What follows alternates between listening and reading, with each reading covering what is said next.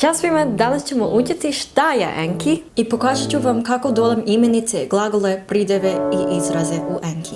Ajmo!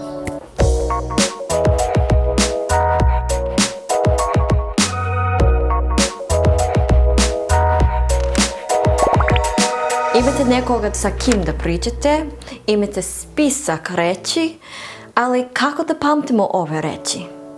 Spaced Repetition System ili SRS. Anki nije kao obične flashkartice. U suštini, one reči koje su nove ili teške, Anki će vam pokazati češće. Mi ćemo zapamtiti i dodati reči u naš aktivni rečnik kada možemo da vidimo kako se koristite u drugačijem kontekstu.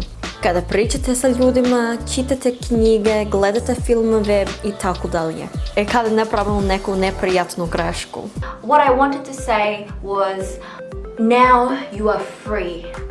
I sad, ti si besplatna. Besplatna. Da. Zbog toga ne bi preporučila samo da koristite Anki da učite jezik, ali Anki će vam bar dodati još reći u vaš pasivni rečnik. Da kasnije prebacite do aktivnog rečnika tokom razgovora i čitanja. Imenice su lake za učenje jer možemo da ih vidimo, slušamo, osjećamo i tako dalje. Kao rezultat, vrlo lako je dodati u Anki. Evo kako ljudi obično prave s flashkartice. Engleski na jednoj strani i srpski na drugoj. Problem je kada pogledamo ove kartice, prevodit ćemo engleski na srpski, ali ovaj način nije efikasan. I nije primjer kako da ljudi tečno pričaju jezik. Naš cilj je da razmišljamo na srpskom. Umjesto toga bih preporučila za englesku reč stavite sliku za imenicu. Potpuno odbacite engleski. Sa ovim načinom odmah će znati reći na srpskom šta hoćete da kažete bez prevođenja. Za glagole dodam ih 2 puta. Prvo koristim u rečenici ili u kontekstu. Možeš da ih uzmeš iz knjige, udžbenika, sa ulice, od profesora, ne treba da bude prekomplikovano. Obično koristite nešto što ste ukusili, nešto lično ili emotivno.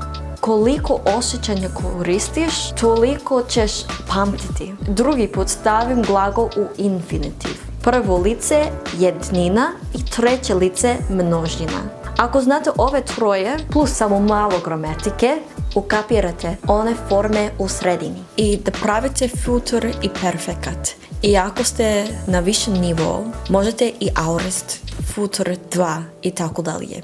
Ako morate da nađete konjugacije za glagole, možete da koristite ovaj website. Za pridjeve obično stavim svaki oblik u Anki, znači muški, ženski i srednji rodovi, jer množina se lako formira od jednine. Ako moram da nađem ove forme, obično ih stavim u Google Translate ovako. He is fat, she is fat, it is fat. Or the child is fat. Mi znamo da srpski je bogat izrazima, onda obično stvorim neki kontekst gdje bih koristila. Naprimjer. Jo, čitala sam ovaj pod i opet je prljao posle 5 minuta. Jebi ga, džabe ste krećili.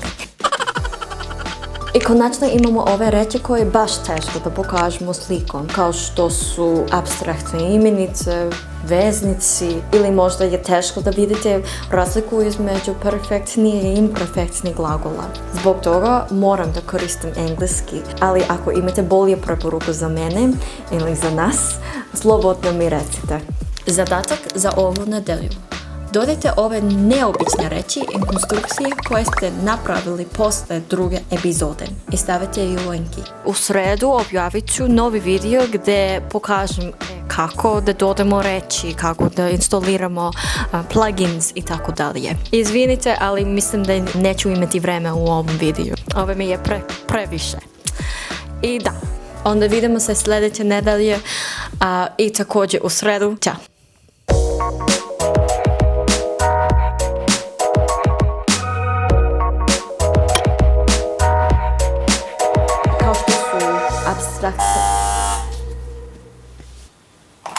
Halo? Treći sprat.